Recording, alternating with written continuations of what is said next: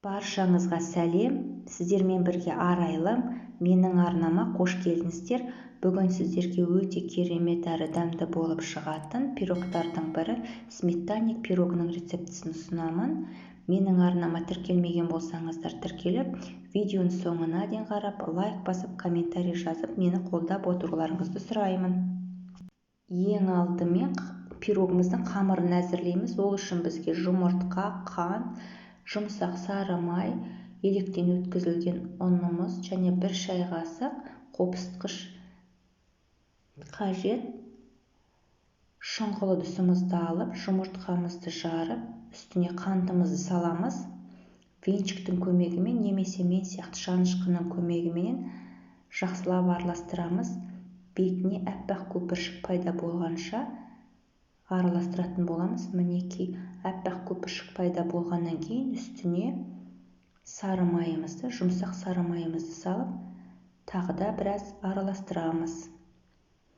Біраз араластырғаннан кейін үстіне жаңағы қопсытқыш қосылған ұнымызды салып, жұмсақ қамыр илейтін боламыз.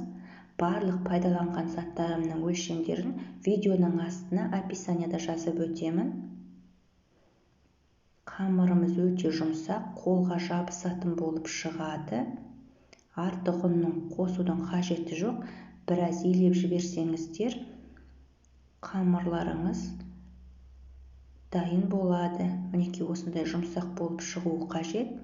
Енді осы қамырымызды пищевой пленкаға немесе целлофановый мешочкқа салып, тоңазытқышқа демалдыруға жібереміз. Енді пирогымыздың салмасын әзірлейміз. Салмасына 20% қаймақ қажет. Менде дүкеннің қаймағы. Үстіне қант, ванилин қостым. Ванилинді қосуды міндетті емес. Пайдаланбасаңыздар да болады. Жұмыртқамызды салып, жақсылап араластырып аламыз.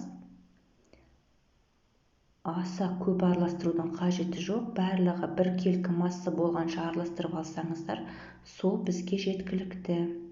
Мінекей осындай масса болу керек. Енді формамызды алып, астына пергамент қағазын төсесеңіздер де болады, немесе мен сияқты майлап алсаңыздар да болады. Тоңазытқышта тұрған қамырымызды алып, екіге бөлікке бөліп, бір бөлігін қамырдың астына жайып шығамыз дағы, екінші бөлігін жан-жағын қабырғаларын, яғни бортиктарын әзірлейтін боламыз. Видеодағыдай жасасаңыздар болады.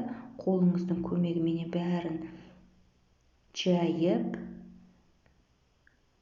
тегістеп алғаннан кейін шанышқының көмегімен қамырларыңызды тесіп алсаңыздар, бәрі біркелкі болып пісетін болады. Мінекей біздің қамыр дайын. Енді ортасына салмасын салатын боламыз. Қаймағымызды толықтай салып, 180 градуста қызып тұрған пешімізде